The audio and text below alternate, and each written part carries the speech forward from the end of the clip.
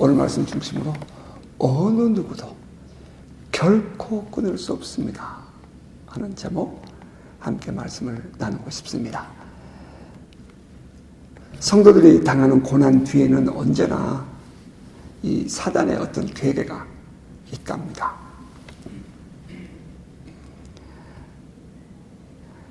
그 고난의 종류가 다양하고 또 원인도 여러 가지일 수 있어요. 하지만 그 당한 고난을 이겨내지 못하고 나면, 이겨내는 문제가 없지만 이겨내지 못하고 나면 공통적인 하나의 결과로 이렇게 쭉 귀결이 되는데, 그것이 신앙인들이 교회를 떠나고 하나님을 떠나더라는 것입니다.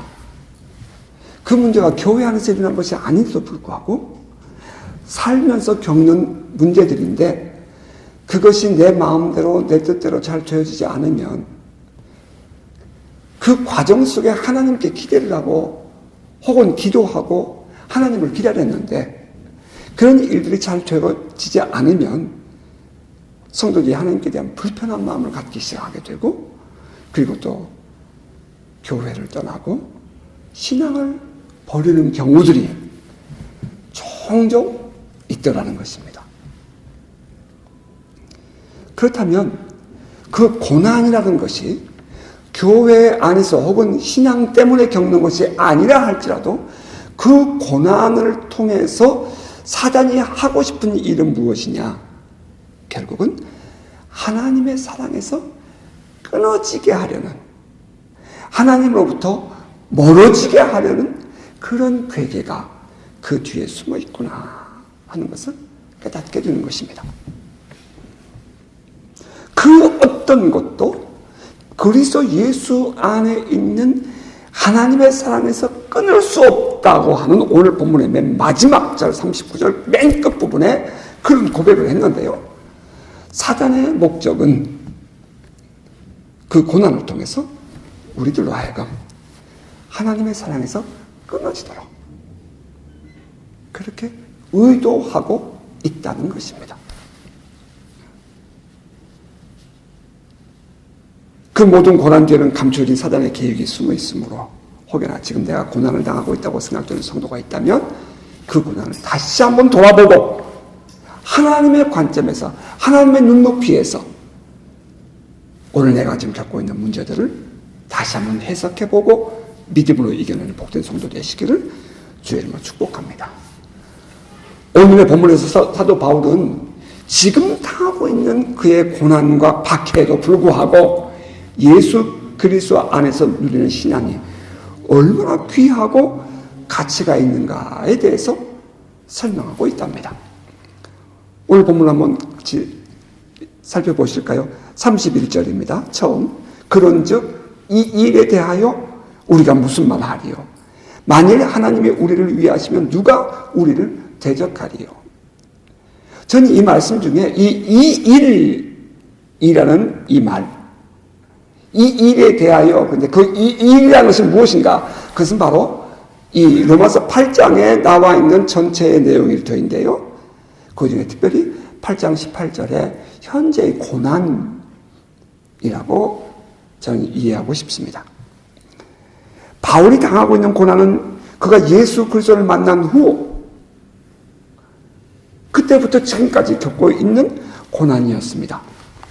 우리는 그가 예수를 만났던 사건을 이미 묵상해서 알고 있어요. 다메섹으로 가는 예수 믿는 이단자들을 잡으러 가는 그 무리를 부하신 주님이 급습하셨죠. 생각지 않았던 때에 갑자기 바울에게 나타나신 부활하신 주님, 그의 눈이 열려서 하나님 보좌 우편을 보게 됩니다.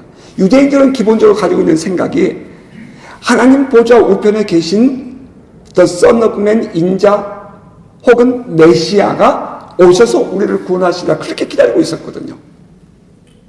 그런데 예수께서 살아있는 동안에 내가 바로 그 The Son of Man 인자야, 내가 바로 그리스도야 이렇게 말하니까 유대인들이 화가 난 거예요.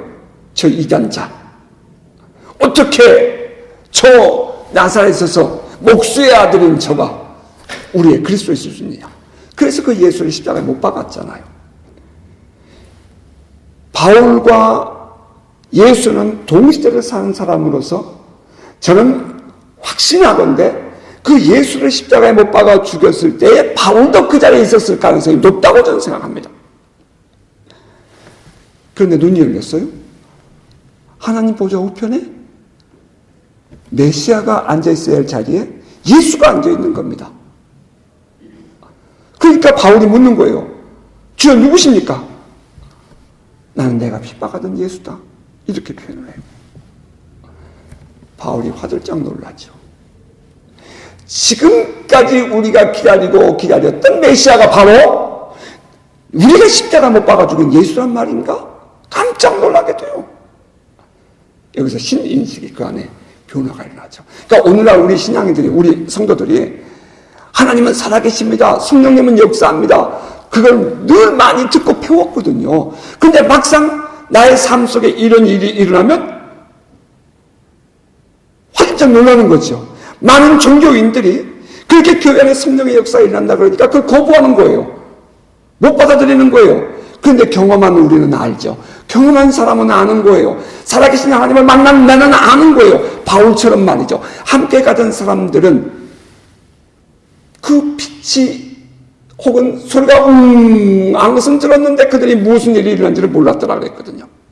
그러니까 바울이 부활하신 예수를 만나고 나니 화들짝 놀랐어요. 그때 그 이후에 아나니아라는 제자가 와서, 예수의 제자죠. 예수 믿는 사람이 와서 그에게 안수하여 기도해 주니 그가 성령 충만을 받게 되고요. 성경 사도행전 9장 그 22절 이하를 보면 바울이 즉시로 나가서 예수는 그리스도다 라고 외쳐요. 아니 예수가 그리스도라고 외치다니 이게 말이 될 얘기예요? 그러니까 그 다메섹에 있는 사람들이 아니 저 사람은 우리를 잡으러 왔던 사람이잖아. 이게 어떻게 된 거야? 하고 깜짝 놀랍니다. 그런데 그 다메섹에 있는 유대인들의 회당에 바울이 가는 거예요. 그리고 그들에게 말하기를 예수가 우리가 그토록 기다리던 메시아다 라고 선포를 하는 거예요. 그러니까 유대인들이 당황스러운 거예요. 아니 저 사람 여기 이 예수 믿는 사람들 잡으러 왔는데, 저 이단자들 잡으러 왔는데 저 바울이 그렇게 말을 하니 그들이 당황스러웠어요. 그것이 반복되니까 이제 이 유대인들이 바울을 죽이려고 하죠. 공모합니다. 함께 꾸며요. 그 사실을 알게 된 그 다메섹에 있는 성도들이 바울을 광주에 담아가지고 성 밖으로 내보내고 이제 바울이 피난을 가는, 이제 바울의 고난은 그때부터 시작됩니다. 어느 곳을 가도 바울이 인정받지 못해요. 딱 한 곳 인정받는 곳이 있어요. 예루살렘 교회. 예루살렘 교회도 처음에 인정 안 했어요. 그를 받아주지 않았어요. 그러니까 함께 있었던 바나바가 저는 다메섹에서 이렇게 예수를 만나고 변화돼서 가는 곳마다 복음을 전하고 있으면 예수가 메시아라고 전하고 있습니다. 그랬더니 제자들이 그때 비로소 받아줘요. 그러니까 매우 외로운 삶을 살아야 되는 거예요, 바울이. 그게 AD 33년. 그리고 안디옥 교회에서 파수를 받은 게 AD 46년이거든요. 13년 후에. 그러니까 이제 이 안디옥 교회에서 파송을 받고 바나바와 함께 선교 여행을 떠난 사도 바울. 그의 선교 여행 맨 마지막이었던 그 이 1차 선교 여행에서 그 지역에서는 돌에 맞아 죽는, 돌에 맞아 완전히 그냥 죽어버리는, 그러나 다시 살아나죠? 그런 고난을 겪기도 하죠. 그러면서 이제 선교 여행을 3번을 가거든요. 선교 여행을 그렇게 다니는 동안 그가 겪었던 수많은 그 위험한 일들.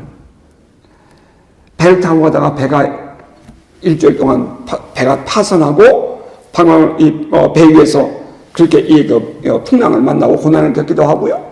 동족의 위험, 형제의 위험, 혹은 많은 사람들로부터 고난을 겪기도 하죠.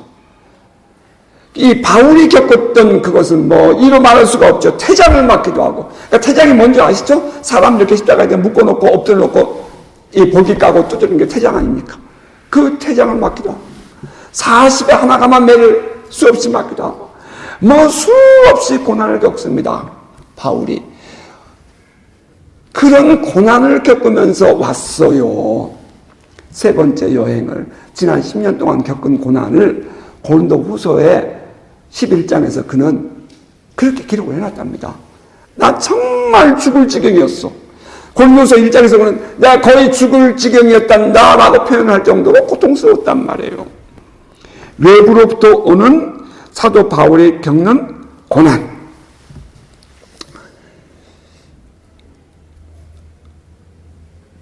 그에게 있어서 기쁨이 되는 것은 오직 성령 안에서 예수를 믿고 건강하게 교회를 세워가는 성도들. 그러니까 성령 받아서 그리스도를, 예수의 영이 성령이잖아요. 나의 구주를 영접하고 그리스도와 하나 되어 에클레시아, 세상으로부터 이 불림을 받고 나온 사람들, 그 교회를 이루어가는 그들만이 오직 이 바울에게는 기쁨이 될 수 있었다는 거예요. 믿음을 지켜가는 성도들 말이죠. 그런데 그 교회 안에 광명의 천사로 가장한 사단의 무리들이 들어옵니다. 그 고린도 교회에 보낸 편지를 보면 그 교회 안에 성령의 역사가 막 왕성하게 일어나고 있는 그 고린도 교회 안에 말이죠. 이 거짓 사도들이 들어와요. 그러니까 대단한 능력자도 있었겠고요. 대단한 말쟁이도 있었겠고요. 그러니까 성도들의 마음이 바울에게 있었던 처음의 마음이 변하게 돼요. 이게 고린도 후서를 읽어보면 그게 보여요. 그러니까 사도 바울이 내가 너희에게 언제 돈 받고 내가 너희들에게 내가 이 복음을 전했느냐? 난 그렇게 하지 않았잖아. 내가 너희들 위해서 얼마나 몸부림을 치면 내가 그 주의하고 기도하면서 너희들 위해서 섬겼는데 그럴 수 있냐? 여러분, 사도 바울이 고린도 후서를 보낼 때는 세 번째 지금 선교 여행인데요. 고린도가 있는 지역이 아가야 지방이고요. 아가야 지방 위에가 마게도냐 지방이에요. 그리고 배를 타고 건너서 드로아 소아시아가 있어요. 사도 바울이 에베소를 지나서 드로아를 통해서 마게도냐로 아가야로 이렇게 이동하는 게 3차 선교 여행이거든요. 에베소에 있으면서 에베소 마지막 때에 보낸 편지가 고린도전서고요. 그가 쭉 올라가서 드로아에서 배를 타고 마게도냐에 가서 보내는 편지가 고린도후서예요. 그리고 그가 내려와서 아가야 지방인 이 고린도에 와서 쓴 편지가 로마서예요. 바로 이 로마서를 기록하기 전인 수개월 전인 마게도냐에서 고린도 교회에 보낸 편지가 고린도후서라고요.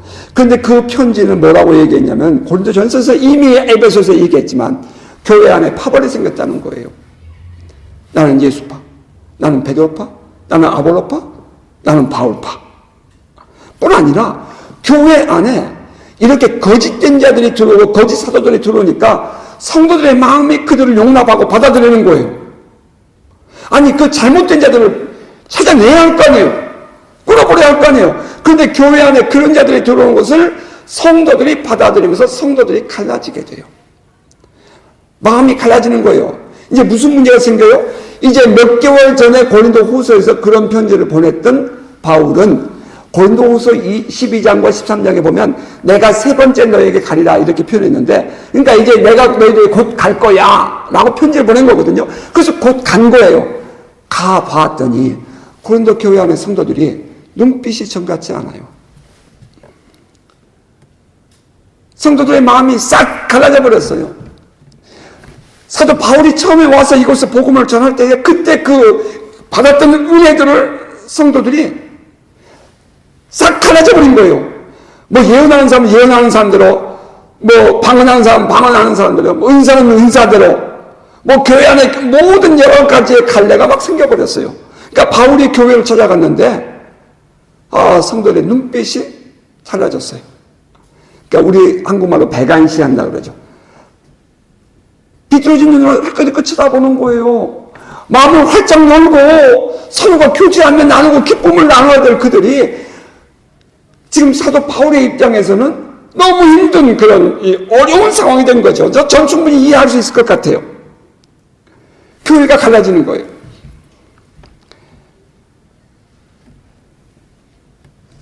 그 사도의 그 심정, 여러분 한번 생각해 보세요. 사도가 말하기를 현재의 고난이라고 말할 때에 그가 당하는 현재의 고난은 단순히 그가 그동안 겪었던 그 많은 외부적인 문제만이었겠냐 이 말이에요. 아무리 외부적으로 그렇게 난리 법석이 나도 안에 있는 성도들이 똘똘 뭉쳐서 한마음 한뜻 되어서 우리가 함께 이걸 이겨내자 그러고 함께 기도하고 함께 나가면 뭐가 문제가 되겠어요. 아예 성도들이 다 그 힘으로 사는 것 아니에요. 그런데 사도 바울이 교회에 찾아와 보니 그런 역경을 다 견디고 와 보니 교회가 갈라져 있단 말이에요. 헐끗헐끗 바울을 보는 눈빛이 달라요. 참 기가 막히죠.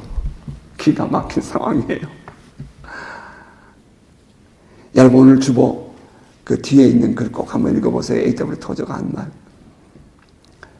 성령 받은 사람이 말이에요. 세상에서 인정받고 인기를 얻고 명성을 얻으려는 사람이 되면 세상과 맞지가 않다. 교회가 성령을 받은 교회가 세상의 사람들에게 인기를 얻고 명성을 얻고자 한다면 그것은 회색지대로 나아갈 수밖에 없게 된다는 거예요. 예수께서 말씀하시기를 이 세상이 나를 감당할 수 없다. 따라서 우리 성령 받은 우리들에게는 이 세상의 명예와 명성을 추구하는 마음이 들어오지 않도록 우리가 주님 성령의 은혜 안에 깊이 머물러 있어야 한다. 이제 그런 내용을 A.W. 토저가 기록해 놨답니다. 여러분 주보 꼭 읽어보세요. 고린도 교회가 그런 문제에 빠지게 돼요. 지금 읽어보지 마시고요. 교회에 들어와서 은근히 세상적인 삶의 가치관을 뿌리고 그래야 사람들이 좋아하는 세상에서 인기 있는 교회가 될 수 있다고 말하는 그릇된 신앙인들과 지도자들, 그들을 바라보고 오늘 이 시대에 그들을 바라본다면 사도는 뭐라고 말할까요? 사도는 그것을 배격하기 위해서 안간힘을 썼고 그런 말미암아 외부가 아닌 교회 내부에서 사도권을 거부하는 성도들과 부딪혀야 했습니다. 사도가 겪는 현재의 고난은 단순히 외부로부터만 오는 것 아니었어요. 지금 이 로마로 보내는 편지를 쓰고 있는 고린도 지역 교회 안에도 있었습니다. 사도가 고린도 교회에 보낸 두 번째 편지는 지금 사도가 고린도에 오기 수개월 전에 기록한 것이라니까요.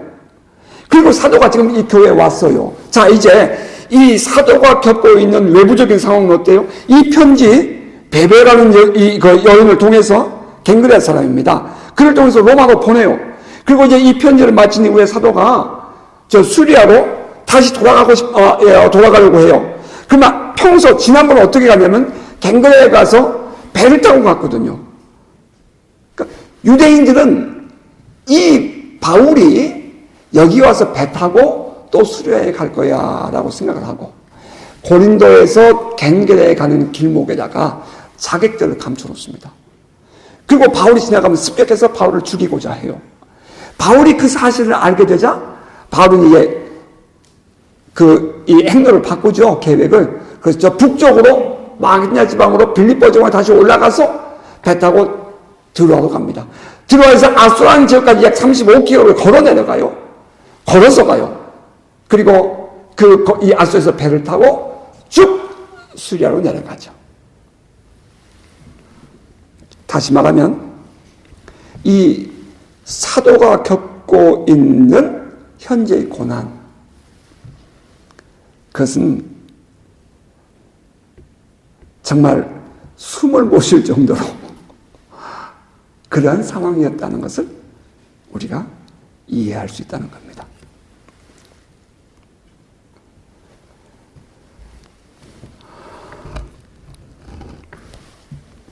참으로 힘든 그의 걸음이었습니다. 그곳 고린도에서 머물면서 쓴 편지이기에 오늘의 이 본문이 더욱 의미가 있다고 하겠습니다. 교회 안에 있으나 여전히 육신을 쫓는 사람들, 이에 반해서 교회 안에 있으면서 여전히 율법적 신앙을 주장하며 성령 안에서 참된 자유를 누리는 자들을 정죄하고 비판하기에 급급한 사람들, 세상의 인기를 기대하고 성공을 추구하는 세속적인 교인들, 그 속에서 속이 새까맣게 타들어간 사도의 그 간절함. 그러한 상황에서 그도 그때 때로는 기도가 되지 않아서 몸부림칠 때에 사도 바울도 말입니다. 그렇게 엄습게 오는 내외적인 문제가 있을 때에 기도가 안 되는 건 우리가 동일하죠. 그렇게 기도가 안 됐을 때에 그 안에 계시는 성령께서 친히 간구하시는 것을 경험하면서 하나님이 우리를 위하여 모든 것이 합력하여 선을 이루게 하시리라 하는 고백을 하고 있는 그 사도의 마음. 이 사도의 마음이 어찌도 이리 애절하고 안타까운지 이런 느낌이 드는 것은 저만의 느낌일까요? 사도는 바로 그 앞절 30절에서 이렇게 말한 바가 있었잖아요. 하나님이 나를 미리 정하셨고 우리를 미리 정하셨고 우리를 부르셨고 나를 부르셨고 나를 의롭다 하셨고 그리고 하나님 나를 영화롭게 하셨느니라. 이 말은 단순히 지식적인 고백이 아니라 그 고난 속에서 막 고난을 당하고 있을 때 말이에요. 하나님 앞에서 자기 자신을 돌아보며 하는 말이었기 때문에 더욱 의미가 있는 거죠. 여러분, 저는 이 시간 여러분이 말씀드릴 수 있어요. 하나님이 여러분을 미리 정하셨습니다. 그 하나님이 여러분을 미리 부르셨어요. 그가 하나님이 여러분을 예수 믿어 구원받게 하셨고요. 성령을 여러분 안에 부으셔서 여러분으로 하여금 하나님의 자녀가 되게 하셨고요. 여러분을 거룩하게 하시고 의롭다고 하나님이 하셨습니다. 하나님이 하셨어요. 어느 환난과 역경과 고난이 여러분을 어떻게 방해한단 말입니까? 이 말은 단순히 로마에 있는 교인들에게 말하는 말 아니었지요. 바로 자기 자신에게 하는 고백이었고요. 또 오늘 우리들에게 주는 고백인 것입니다. 아멘입니까? 사도는 이렇게 말해요. 그런즉 이 일에 대하여 31절 다시 돌아갑니다. 우리가 무슨 말 하리요? 만일 하나님이 우리를 위하시면 누가 우리를 대적하리요? 자기 아들을 아끼지 아니하시고 우리 모든 사람을 위하여 내주시니가 어찌 그 아들과 함께 모든 것을 우리에게 주시지 아니하겠느냐? 오늘의 본문 이 31절부터 쭉 보면은 4개의 질문을 하면서 답을 줘요. 그 하나는 누가 우리를 대적하리요? 하는 겁니다. Who can be against us? 누가 우리를 대적하리요? 두 번째는 33절에 누가 능히 하나님께서 택하신 자를 고발하리요? Who will bring any charge against those whom God has chosen? 하나님이 택하신 자에게 누가 고발할 수 있단 말인가? 그리고 세 번째는 누가 정죄하리요? Who is he that condemn? 누가 정죄하리요? 그리고 마지막 네 번째는 35절에 누가 우리를 그리스도의 사랑에서 끊으리요? 라고 말합니다. 여기 반복되는 누가 그러죠. 누가 우리를 끊어요? 누가 우리를 정죄해요? 누가 우리를 대적해요? 누가 그 말은 다시 말하면 누군가가 그 뒤에 있다 이 말이죠. 누군가가 우리로 하여금 하나님과의 관계가 끊어지도록 의도하는 자가 있다 이 말이에요. 어둠의 영들이 말이죠. 우리들로 하여금 하나님의 자녀된 우리들에게 뭔가를 계획하고 있다는 것이 그 속에 들어있어요. 사도는 그걸 안다는 거예요. 만일 하나님이 우리를 위하시면 누가 우리를 대적하리요? 여러분 우리가 누굽니까? 내가 누구예요? 하나님의 보호 속에 있는 자들 아닙니까? 아멘이에요? 하나님께서 사랑하시며 아들까지 내어준 자가 아닙니까? 자기 아들을 아끼지 아니하시고 우리 모든 사람을 위해 내어주신 이가 어찌 그 아들과 함께 모든 것을 우리에게 주시지 않겠느냐? 하나님과의 관계 속에 있는 자들이요. 하나님이 우리를 감찰하고 살펴보고 계신다고요. 하나님이 우리를 지켜보고 계신다고요. 감히 누가 우리를 대적해요? 아멘. 모든 것을 창조하시며 주관하시는 하나님이 우리 아버지 아니십니까? 우리는 우리 안에 계신 성령으로 인해서 하나님을 아버지라고 부르는 그리스도께 속한 자들 되었습니다. 때로는 기도할 수 없을 만큼 힘들지요. 그렇게 고통스러운 환경에 빠진다 할지라도 우리를 대신해서 성령께서 기도해 주심으로 그 모든 것이 합력해서 선을 이루게 하시는 하나님, 바로 그분이 우리 아버지 아니십니까? 누가 우리를 대적해요? 누가 우리를 대적해요? 하나님이 계시는데. 아멘? 33절도 그렇게 말했죠. 누가 능히 하나님께서 택하신 자들을 고발하리요. 의롭다 하시는 하나님이시다 그랬어요. 하나님이 의롭다고 하셨다고요. 그래요. 때로는 우리가 실수해서 저런 원수가 우리를 공격해요. 정죄해요. 저 언제 무슨 죄를 졌는데요. 저가 무슨 허물이 있는데요. 과거에 뭐 어떤 일을 했는데요. 뭐 10년 전에 20년 전에 뭐 그런 것도 있었는데요. 그렇게 정죄하지요. 예, 사단은 그렇게 고발해요. 고발. 죄 있다고. 근데 하나님이 뭐라고 해요? 내가 이미 그 죄값 다 받았느니라. 내가 그를 이미 용서했느니라. 내가 그를 이미 의롭다라고 했느니라. 의롭다라고 말할 수 있는 분은 하나님이시죠. 재판장. 고발한다는 것은 법적인 용어예요. 고발하는 거예요. 저 누구 죄 졌어요? 뭐 무슨 죄가 있어요? 그때 하나님 뭐라고 한다고요? 알아. 내가 다 용서했어. 내가 저를 의롭다 했어. 그러는 거죠. 그 하나님께서 의롭다 하신 우리들을 어느 누가 죄인이라고 하나님께 고발한다는 말이에요. 참으로 어리석은 행동이죠. 죄인이다 혹은 의롭다는 판단은 재판관이신 하나님만 하는 거예요. 어느 누구도 하나님이 택하시고 의롭다고 하신 성도들을 향해서 죄인이라고 고발할 수 없습니다. 근데 바보처럼 종종 어떤 사람들은 그렇게 말하는 사람들도 있어요. 그러니까 결국은 자기만 손해야 자기 마음이 어두워지는 거예요. 남의 이 흠집만 자꾸 보고 자꾸 남에 대해서 이 거짓말하고 남에 대해서 이렇게 이 괴롭히는 그런 행동을 하면서 자기가 의로워지는 것이 아니라 자기의 이 영성만 더러워지는 거예요. 원수에게 속는 거란 말이에요. 자, 또 세 번째 질문을 하고 답을 주는데요. 누가 정죄하리요? 죽으실 뿐 아니라 다시 살아나신 이는 그리스도 예수시니 그는 하나님 우편에 계시네 우리를 위하여 간구하시는 자시니라. 예수님께서 죽으시고 십자가에서 죽으셨어요. 죽으시고 우리의 죄값을 대신 지불하셨죠. 우리의 죄값을 대신 지불했다는 확증이 뭐예요? 예수가 부활하신 거죠. 예수께서 십자가에 못 박혀 죽으셨어요. 이건 하나님의 저주받은 죽음이라고 했어요. 신명기서에서. 그러니까 십자가에 죽은 것은 하나님께 저주받은 거예요. 하나님의 저주를 받으려면 죄가 있어야 될 거 아니에요. 근데 예수가 부활해버렸네? 예수가 부활했다는 것은 예수가 죄가 없다는 얘기 아니에요. 그럼 예수가 십자가에 죽으셨어요. 그건 누구를 위한 죽음이라는 얘기예요?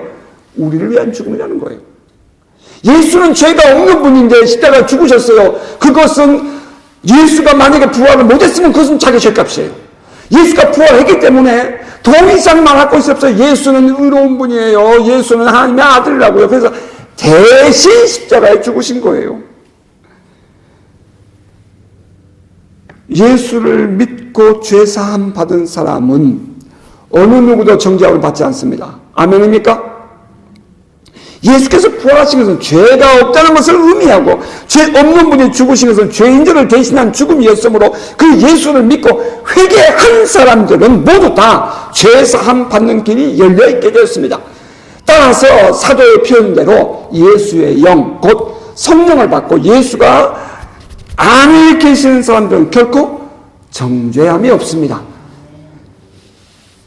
누가 정죄한다는 말이에요.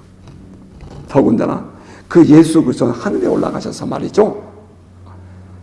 원래 계셨던 메시아의 자리, 하나님 우편에 돌아가셔서 지금도 이제요. 지금도 우리를 위하여 중보하며 기도하십니다. intercede라고 했어요. interceding. He is interceding for us. 지금도 저와 여러분을 위하여 하나님 보좌 우편에서 하나님의 아들이신 예수 그리스도께서 우리를 위하여 중보하며 기도하고 계십니다. 그래요. 세상에서 환난을 당하죠. 교회 안에 들어갔더니 성도들이 눈빛이 달라졌어요. 교회가 막 짝짝 쪼개져 있어요. 밖에 나가면 말이죠. 나 잡아 죽이려고 막 발악을 하고 있는 거예요. 그때 그 어려운 고난 속에, 현재 고난 속에 있는 그 고난 속에 있는 우리를 위하여, 바울과 저와 여러분을 위하여 지금 예수 그리스도께서 하나님 보좌 우편에서 간구, 인터시드, 중보 기도하고 계십니다. 아멘. 얼마나 감사해요. 얼마나 감사해요. 더 무엇을 필요로 하세요?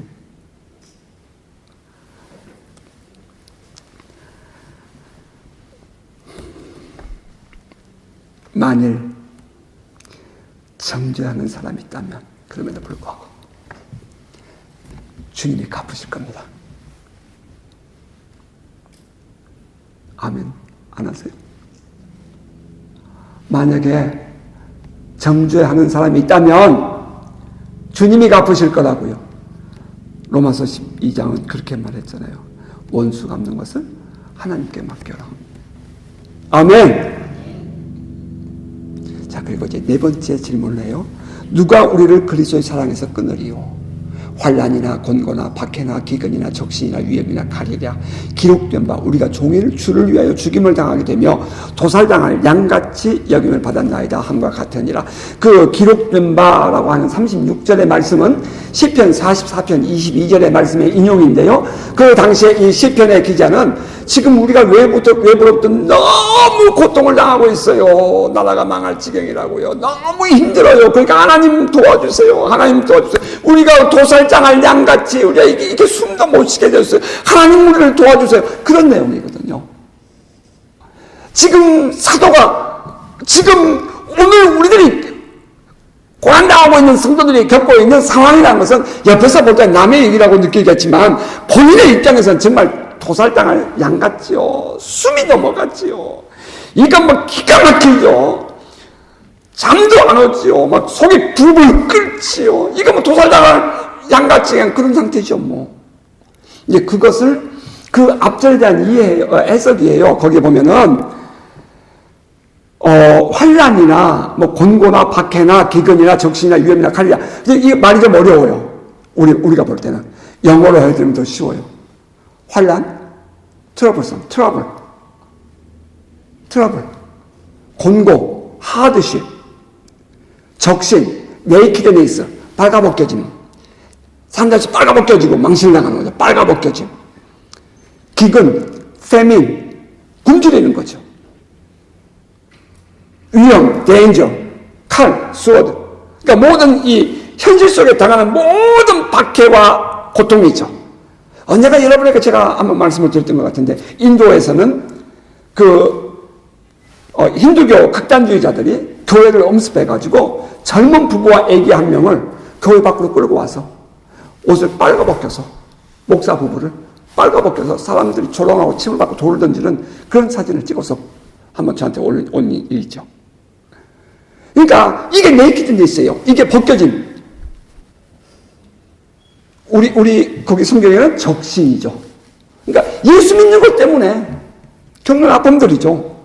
그러니까 이 사도 바울이 겪는 그 많은 그 안팎의 모든 고난 속에서도 아무리 니네가 바닥을 해봐라 그래도 그리스도의 사랑에서 끊을 수 없어. 그런 말이에요. 부활하신 예수께서 디베라 바닷가에서 고개를 고놓고 제들과 함께 잡수시면서 예수님이 베드로에게 묻습니다. 베드로의 눈을 딱 많이 쳐다보면서 내가 이 사람들보다 나를 더 사랑하느냐? 그렇게 물어요. 그러니까 베드로가 주님이 아시지 않습니까? 제가 주를 사랑하는 줄을. 주님이 또 물어요. 너가 나를 더 사랑하느냐? 이렇게. 내가 나를 사랑하느냐? 이렇게 물어요. 질문이 좀 바뀌어요. 내가 나를 사랑하느냐? 그랬더니 베드로가 주님 그렇습니다. 제가 주님 사랑하잖아요. 주님 아시잖아요. 그랬는데 주님이 그 눈을 뻔히 쳐다보면서 너 정말 나 사랑해? 이러는 거예요. 너 정말 나 사랑해? 정말한 것은 제가 넣은 거고요. 내가 날 사랑하느냐? 그러니까 베드로가 주님이 3번씩이나 물으니까 순간적으로 마음이 부담을 느껴요. 불편함을 느끼는 거예요. 근심했다고 그랬어요. 주님, 내가 주님을 사랑하는데 주께서 아십니다. 이렇게 표현하죠. 저는 그 마지막 고백이 아주 마지막 망치를 했다고 생각을 해요. 저는 그 주님을 경험해 보았어요. 주님 나에게 너 나 사랑하니? 물으셨을 때 저는 예라고 고백을 했고요. 3번을 나에게 물으셨을 때 저는 모든 것을 다 내려놓고 말았어요. 인생이 바뀌었죠. 그때 이후로 지금까지 여기까지 오게 된 것입니다. 뭐 세상 모든 사람들이 누가 뭐라고 하든, 심지어는 집에서 버림을 받고, 뭐 모든 사람들이 나를 조롱하고 비웃어도, 뭐 이 길을 오다가 겪는 어려운 일들도 겪었지만 그래도 버리지 못하는 분이 한 분이 있어요. 예수. 나는 그 예수 때문에 어찌 보면은 세상에서는 웃음거리가 될지도 몰라요. 실제로 그랬고요. 안 맞으면 매도 맞아봤고요. 그럼요.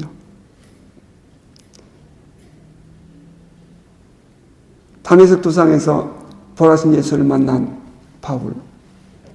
그는 그 이후로 말하기를 내가 그리스도 예수를 아는 것을 최고로 알아서 내가 모든 것을 다 똥으로 여겼다라고 얘기했어요. 그는 어떤 사람인지 우리는 잘 알잖아요. 그는 대단한 가문의 사람이잖아요. 대단한 사람이잖아요. 그런데 모든 거 다 내려놨어요. 다 버려버렸어요. 다 똥으로 배설물로 여겨버렸다고요. 누구 때문에? 예수 때문에. 예수의 사랑을 알기 때문에. 예수의 은혜를 알기 때문에. 내가 어떻게 여기까지 왔는지, 지금까지 그가 살아왔던 모든 지난 20년 동안의 삶이 무엇이었는지에 대한 그 모든 것을 보상하기에는 너무나도 참 지금의 삶이 너무 공고하지만, 그래도 그에게, 이 바울에게 보상이 될 수 있다는 것이 하나 있다면 예수였어요. 예수. 그런 그 예수 만나는 것 때문에 인생이 바뀌고, 그런 그 예수 때문에 그 너무 많은 고난을 겪었어요. 하지만 그럼에도 불구하고 그가 지금까지 올 수 있었던 것은 딱 하나 보상돼요. 딱 하나 바꿔줘요. 그의 인생에. 예수. 어떻게 그 예수를 버린단 말입니까? 지금 내가 환난을 겪고 있다고요? 지금 내가 어려운 일을 만났다고요? 지금 내가 곤고한 삶을 만나고 있다고요? 내가 발가벗겨졌다고요? 내가 망신을 당했다고요? 그렇다고 예수를 버려요? 너 나 사랑하니? 모든 그 예수를 어떻게 버리냔 말이에요. 안 되지요. 있을 수가 없지요. 따라서 그는 이렇게 말하는 거예요. 어느 누구도 나를 그리스도의 사랑에서 끊을 수 없다. 아멘.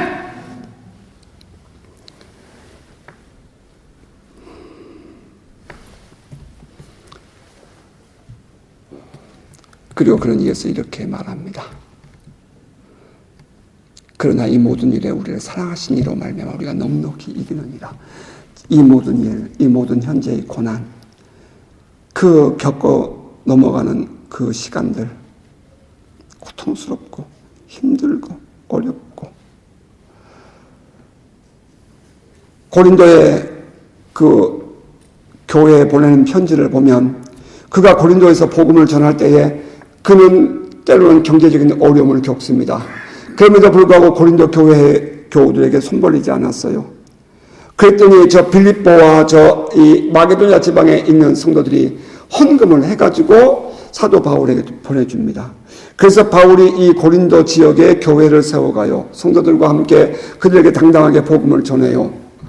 그게 고린도 후서 11장에 나와 있는 내용이에요. 나는 너희들에게 그렇게 하면서 복음을 전했는데 그의 외부에서 들어온 거짓 선지자들, 거짓 사도들, 이 거짓된 그런 자들이 말 듣고 너희들 마음을 다 뺏겨서 그들에게 몽땅 다 재산을 돈을 주고 그렇게 했냐? 난 너희들에게 그렇게 하지 않았다. 그러면서 이제 바울이 이 변명 아니면 뭐 그런 고백을 하거든요. 그러면서도 그럼에도 불구하고 그런 말을 했음에도 불구하고 성도들의 이 배관시되어진 눈빛, 그런 이 외부로부터 오는 고난, 안에서 일어나는 그 모든 그런 거부감, 그 모든 것들을 바울이 이겨낼 수 있었던 것은 나를 사랑하시는 이가 있다는 것. 나를 사랑하셔서 십자가에서 못 박혀 죽으면서까지 그 고통당하는 아들을 보시면서도 외면치 않고 나를 지켜주시는 그분이 있다는 것. 그 하나님 바라보면서 바울은 넉넉히 이긴다라고 고백을 했습니다.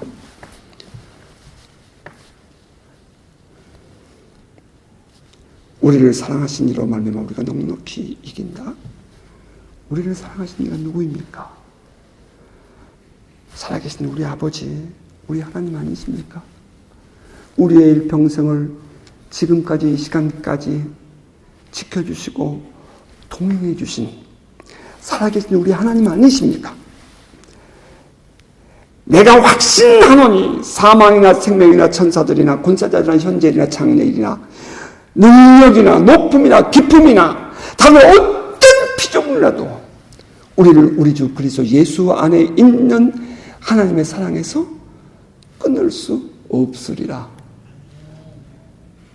우리 주 예수 그리스도 안에 있는 하나님의 사랑, 이 모든 고난, 현재의 고난을 능히 이기게 하시는 하나님 아버지, 이 하나님 아버지의 사랑이면 충분하지 않습니까, 여러분? 우리의 인생을 보상할 만큼 충분하지 않습니까? 여러분이 겪었던 고난과 여러분이 믿음을 지키며 살아오면서 겪었던 그 모든 아픔들 말이죠. 그 모든 것들을 보상할 만큼 아버지의 사랑이 충분하지 않습니까? 말씀을 맺겠습니다.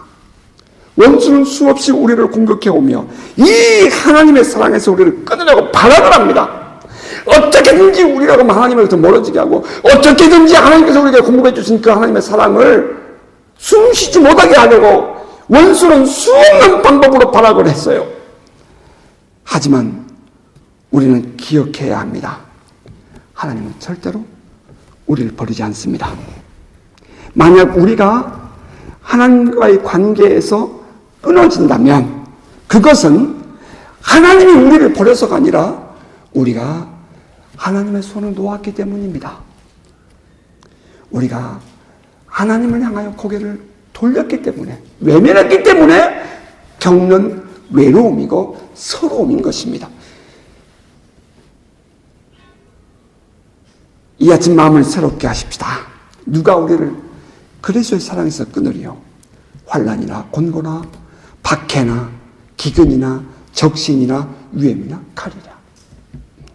확신하노니 사망이나 생명이나 천사들이나 권세자들이나 현재일이나 장래일이나 능력이나 높음이나 기쁨이나 다른 어떤 피조물이라도 우리를 우리 주 그래서 예수 안에 있는 하나님의 사랑에서 끊을 수 없으리라. 아멘. 하나님의 사랑을 굳게 믿고 믿음으로 오늘 내가 살고 있는 나의 삶의 환경들을 이겨내고 고난을 버텨내고 결국은 하나님께 영광을 돌려드리는 복 있는 성도 되시기를 주의 이름으로 축복합니다. 아멘.